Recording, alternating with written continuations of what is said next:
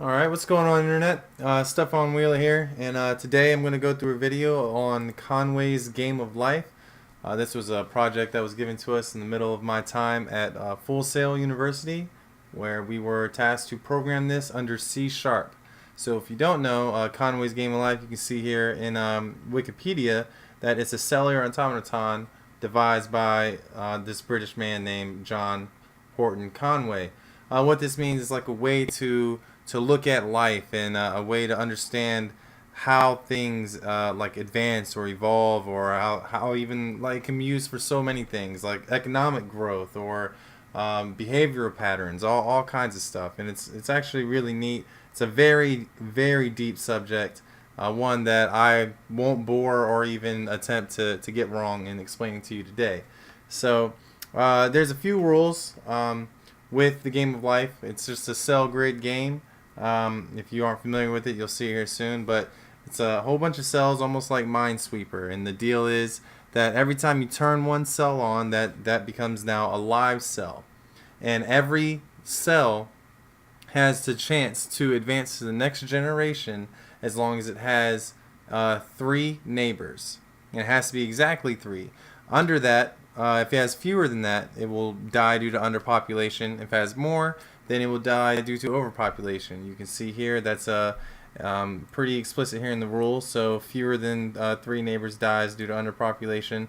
Any live cell with two or three neighbors will live into the next generation. Okay, so I think I did code this with two or three. You can manipulate the rules in your coding, but I believe that we went with the generic rules here and my coding example that you'll see. And the third rule here is any live cell with more than three live neighbors dies as overpopulation, like I said, and any dead cell with exactly three neighbors will become live in the next generation. Alright, so we'll see that happening here. I have some coding going on here. I've collapsed a lot of it. I also I wouldn't say that I am the most brilliant coder out there. I definitely have a few redundant patterns in here. I'm sure there's a better way that a lot of this could have been done, but it was fun. It was a very good tool to help me learn, help me gain the skills that I have today, and hopefully just get stronger. But this is where I'm calling my next generation, and this is how I advance to the next generation, I should say. And I have a counter and everything like that. You'll see in the example. This is how I check my neighbors. That's really what I wanted to show. This took me a long time. I know that there are easier ways to run them in loops. We had a couple of genius people in my class, and they did some over the top. Like ooh man, it can get crazy. But I just wanted to be safe and make sure that I caught every edge case that I could. So I went this route, making sure that I wouldn't misstep any of my examples as we go through them. And it's lengthy, as you can see here. But a lot of the class was also trying to teach us how to use the layout of a Windows pane. We got it to where we can maximize it, write on it, manipulate the tools, bind keys, change colors, all that great stuff. And so let's go ahead and take a look at it. So here is my default Game of Life. I can change the colors and all that. I can click and do whatever you want to do with it. We can call new to refresh the pane. It also resets the number here, which is really hard to see. Even blowing it up, I don't know if you'll be able to see it that well, but my numbers count. Advancing the generations and everything like that. The generation numbers go up, yada yada yada, right? So just to give a quick run through, see if everything works the way it should. This is known as a glider. This little pattern right here.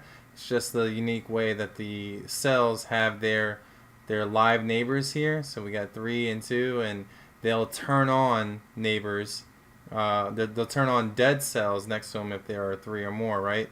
And so as we advance through the generation, we won't lose the shape that's given. And it's pretty neat as that can advance all the way through. And you see the generation counter just keeps on ticking as we've reached the edge here on our quote-unquote world, right?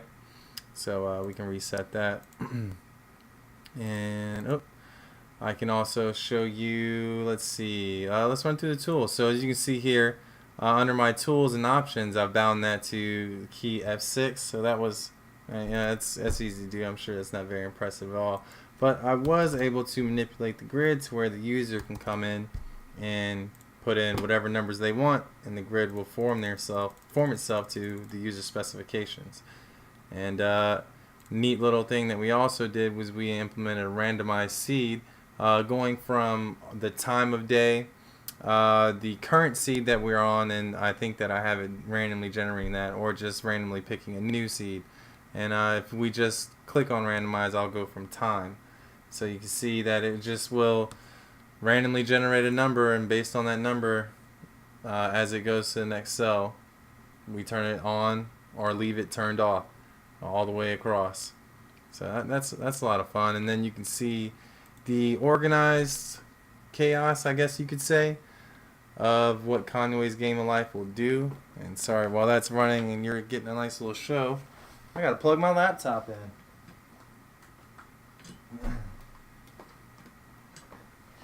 Sorry, I got really excited about setting up a website and showing off some of my work in this portfolio. I'm just trying to get as much done as I can as quickly as possible. So you can see there, it runs pretty smoothly. It would go a lot quicker if I didn't have, the recording software running at the same time. But it's pretty nice, and definitely interesting to look at. What this could represent any number of things, but at the time that you finally reach the point to where there's nothing really changing, like this is a common pattern that you'll find in the Game of Life, but like you still have a little bit of randomness here, but once all of this is settled and all of it's found its spot to where it no longer is creating more random objects, which it looks like it's probably going to do. To have a glider going on, or another one, another battleship. Anyway, as it reaches its end, it sits there, and then it would signify that this would take this many generations before it would finally reach stabilization. So that was a little over 1,000 generations to pass. So it's pretty cool, pretty nice little topic subject. So let's clear that. Now another thing I can show you is how we did this through toroidal. If I go in advanced here, I can select toroidal on this option, and now what this is going to allow it to do is let me go back, actually make it a little easier to see. What this will allow, oh no, that's going to crash. Yeah, because the rows and columns don't match there. So I'm sure I could program that in a way to where it wouldn't crash and everything would be fine. Ask you to select a more appropriate grid. But anyway, if we're on toroidal, and that's probably going to reset my cells there too. Sorry, I'm stumbling myself throughout this entire topic, but I'm no anchor man. So toroidal will allow this glider generations to pass on a distance greater than what the window length is given. So off screen there will be more and more cells that it's accounting for as the generations progress. So it will allow the glider to this particular toroidal one will allow the glider to wrap to the left side of the screen as we advance, and you'll see here, and then from the bottom to the top. So this was a lot of fun to set up, and this creates a different, unique outcome, I guess you could say, for the Game of Life, because it would be as like look at it like a globe, like the world, like it's all encompassing, it's all round, whatever's happening. It doesn't have a finite end, I guess you could say.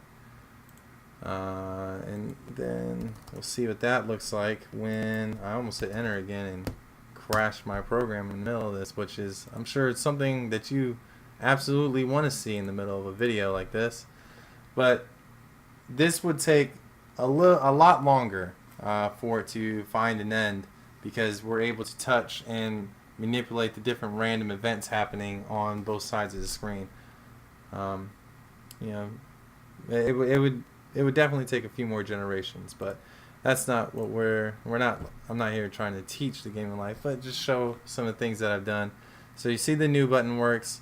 I can turn a few things off, different keys off, so the numbers aren't there anymore, the grids aren't there anymore. Now you just have the black dots. You can still run the program as is. Buttons on the toolbar, that all works, so that looks pretty cool. Let's get those back on just to have them right. I can also, oh yeah, we can change the colors. And selecting colors, and we'll just pick some random colors here. Just to see what it all will turn out and look like, I guess. Let's no, that's different. Let's get a different one. Let's get some pink in there. Boom. That's pretty. That hurts the eyes a little bit, doesn't it? But anyway, that's what that's my game of life, I guess. That's what I did as I went through and tried learning the nice language of C#.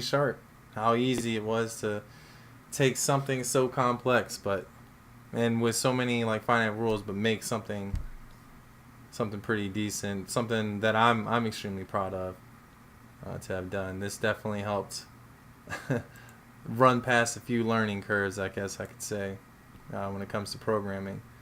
So I hope that this was sufficient as far as showcasing a little bit of my skill. If you have any questions, feel free to email me on the website, and all my information is there. Thanks for watching. Thanks for stopping in. Have a good day.